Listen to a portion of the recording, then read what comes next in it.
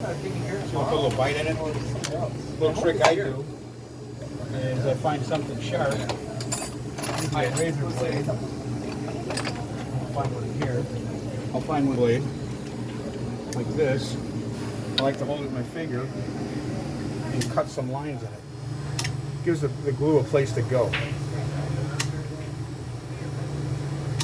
don't know if you can see that, but you see there's lines in there.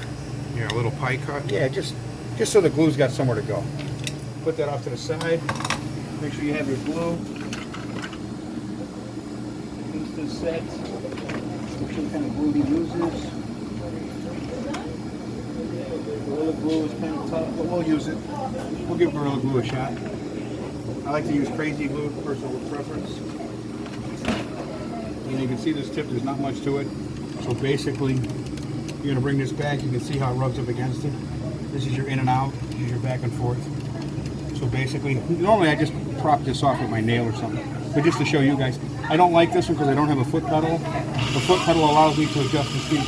And again, you can see the rotation of the shaft is probably 90%. When these are bad, that's how you tell if the shaft is straight or not. Once you get it going, it'll pop right off. As you can see, I'll stop it. You see a little bit of leather still on there. Move it down a little bit. Got some better light. You can see a little bit left, not much. So then what I do is to make it safer for myself, I put the blade in, and then I turn it on, make sure it's at high speed, and then you just work it back and forth until you get it clean. And my eyes are going, so I normally don't do this. I have someone else do my own tips, because then if they fall off, you can blame them. Right, Paul Navarrete? When you can see the brown, you go too far, you'll see white. Hint number one. You can see this is moving because it's not locked down. So I hate to do this, but I have no choice. I have to lock it with this because the problem is you're supposed to put a piece of plastic around this to stop you from leaving indents in the shaft. But I'll take my chances. I don't like to do that. I won't move now. See how you can hear it cutting? That's the sound I was looking for and I didn't get it. You'll see it'll slowly cut it off. See how much we got left? There's still a little bit left. Let's trim it down a little bit more. You can see there's a little bit left on there.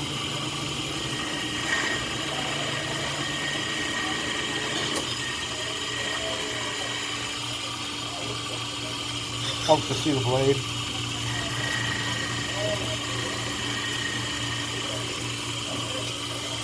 Now we're almost through. Yeah, it's pretty well good. Now, when you cut these, you'll notice there's a little bit of indent in the center because of the way they make these. These aren't cap ferrules, and a cap ferrule is something like this that goes over it. This actually has the stud going through the center of the ferrule, and I think it's a better hit personally, because those cap ones make weird sounds. I'm old school, so it drives me nuts. So you want a little bit greater sandpaper here. You want to try to get it flat so you can make this flat. Take this and just hold it to it. Just hit it a little bit. Nothing crazy. Just get it flat and clean. You can tell by your finger. Grind it down a little bit if you want. And since we got this on the lathe, we're going to clean the ferrule. Take out some of these scratches. That's about 600. See it coming off. Just to clean it up. If you use new chalk all the time, you don't get those blue marks. Just use a new piece of chalk. You can see this is taking off a little bit. Over a period of time, this will affect the roundness, so you don't try to do it too often. Okay, that looks pretty clean. We're going to check it one more time with the sharp. Take a little bit more off. A little more is coming off. A little more. There we go. Now we got it all off. Now you'll be able to see pieces of white. If I take it off, you can see a little bit more still on there. Let's try to get that off. It doesn't have to be perfect, at least in my opinion, because you're gluing it. You can see I keep shaving it, little pieces keep coming off. And now we got a little bit of white coming off there. That's not what we want, but there we go. Now if I take this off and you buff it a little bit, make it nice and flat. You do this so you get a little bit of raised edge. Now if you take a look, you'll see that there's a stud in wood. If you turn that sideways and look into it, see that? There's a you're looking for. Now you got that tip that you had over here that somehow vanished. What do we do with it? Ah, there's a whole drawer full. That's okay, we'll find it. Oh, the one you want. Right here, where did I put it? Oh, I don't know what happened. It fell off. It's okay, we'll find another. Oh, right here. Man, even though it's underground. Okay, we scuffed that a little bit. Gave it a little, almost a pie cut without going all the way to the edge. Yeah, I want to cut a little bit more. Make sure it grabs. Let's make sure. Oh, that was my shaft. See a little bit of overhang. Now there's a tool in here that allows you to put this on dead straight, like this. Fits into here. You put the tip in like this. I don't like it. I do it by hand. But you put it like that, and you put it straight on. Okay. I personally, I can do it by hand. So again, we got this. We want to cut some lines in there. Take this. We just cut a couple of lines. Make sure it's smooth. Gorilla Glue. I prefer to use brand new glue myself. You don't want a lot. Hold it up here. I always use this for a steady base. Squeeze a little bit. Get it in the center. This is Gorilla Glue, so you don't need to get crazy. Get it nice and wet. It's pretty wet. I always do one side. Put it on. I work it around a little bit. You're going to get glue on this side. You're going to buff that off. It's not holding very well. Try not to get your fingers stuck to it. A little too much on here, I think, but it's working. There we go.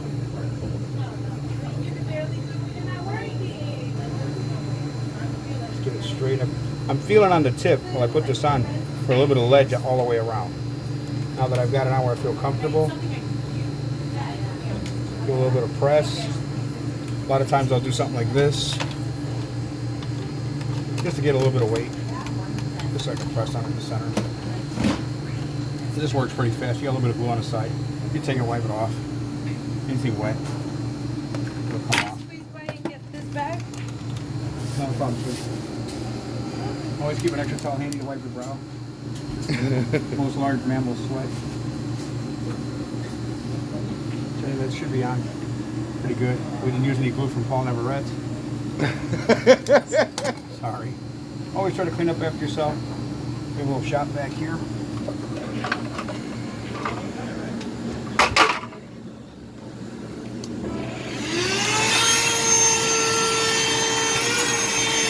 Makes it easier to see what you're doing.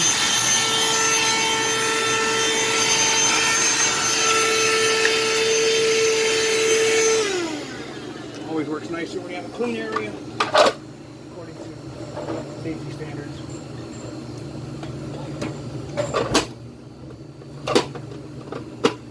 Put that back on the charger. Give the glue a little bit of time. Test it, twist it, you know, see what you're looking at here. Now, if Steve will take his fingers, you can feel there's just a little bit of edge all the way around. Don't be afraid. Yeah, it's got to reveal all the way So I'm around. going to cut it and cut it down and trim it. What I like to do to make things go quicker is do what I call half-ass backwards. Put it here to where I can feel it. I don't want to cut the ferrule. So I can put it right up against it, right there I can feel it. You take this knob, you can go like that, you can feel it. By turning it, you'll feel that. I got you. Okay? So now we got that. Put the glue away. Always take care of your shop stuff. And if you have the opportunity, and you're lucky as I am, you can always have a smoke break while you're doing this. Steve Perez is just finally throwing my shaft away.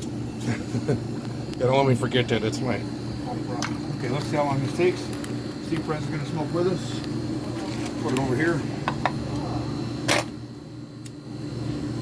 Give it a few extra seconds. And work it down a little bit before you do what you want. But this is just a faster way to do it. See, I've moved it out. Now the shaft is rotating a little bit.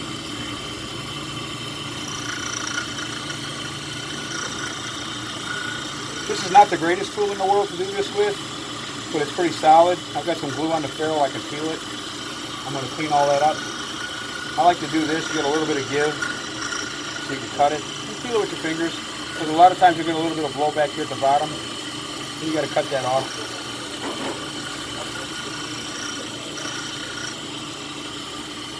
Now you can feel it. You take your fingers, you feel how it looks like it's mushroom. Go ahead and feel it. So it is kind of weird. So It still has a reveal. we're going to take that off right here.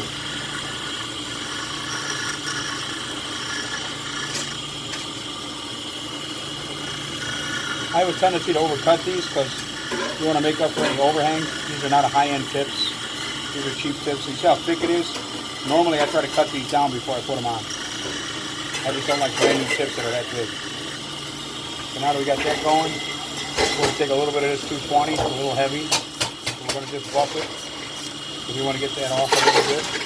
We're going to go back to a nice piece of 600 or finer. 600. Just find a little piece there. Clean it up.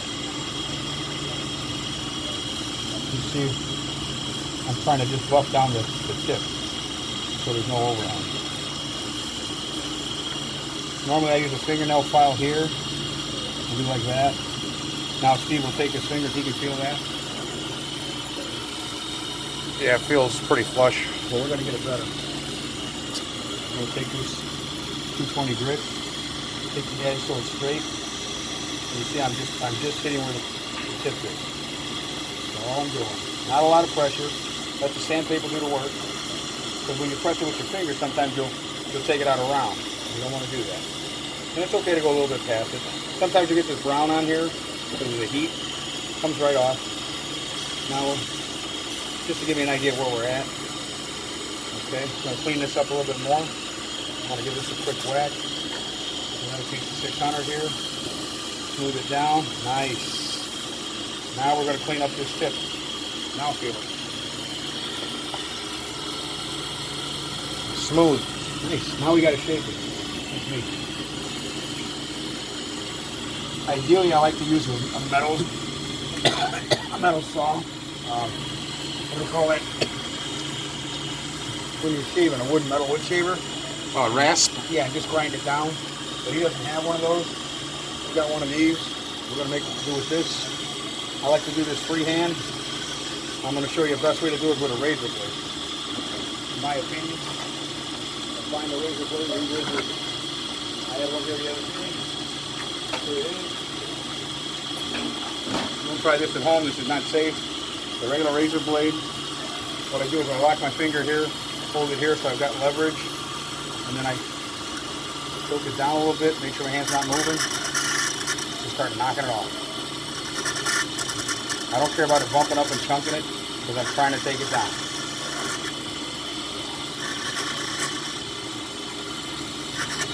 You see how it's going to spin around through me? Because it's a new tip, and I want to chop it down. And as I take it down a little bit, it'll get smoother and easier. You got to be careful you don't want to fly out of your hand and hit the ferrule. Or my eye. Or Steve in the eye. That's why I have the camera covering it. This is how you shape it down once you get it go the other direction and come down. And you can see the roundness. So you're going to get a little bit of weird overhang. You feel that? Like pushing it out. I'm going to burn it, that metal stop. Yeah, it's got a little reveal now. A little mushroom.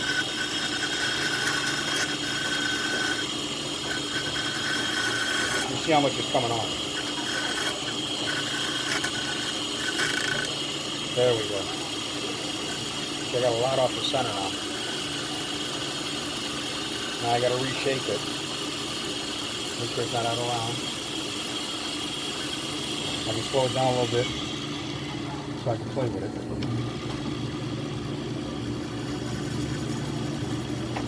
There we go. Steam it back up. I like to use saliva. Works best. If it's my cue, I don't really care. If it's somebody else's. Now, the idea is you hold this till you feel the heat.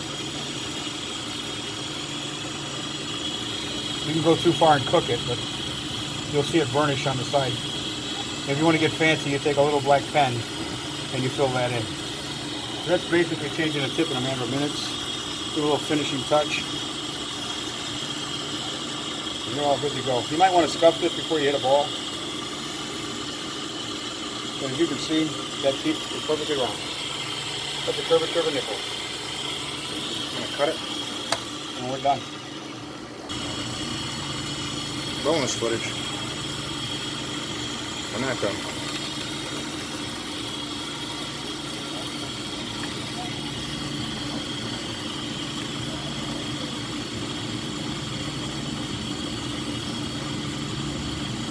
When you burnish a cue like this, it's supposed to kill the leather to the point where it stays shiny and you don't get the mushroom.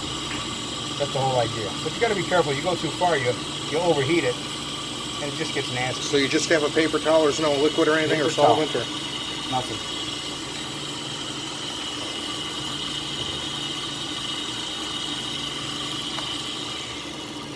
all right. Now you're going to feel it's rough on the side until I play with it. I leave them that way on purpose. But this one has not been soaked, pre-soaked, or pre-treated, so it's going to mushroom. So after I hit a few balls, what I'm going to do is break a bunch of times with it real fast, get it to mushroom. That way the leather has whatever moisture's in it, you can condense that out. Mm-hmm. Now if you bring it and you burnish it, you won't have it again. It Got just it. stay cool. I feel the ferrule now. A little warm, but clean. Beautiful, smooth. And now we're done.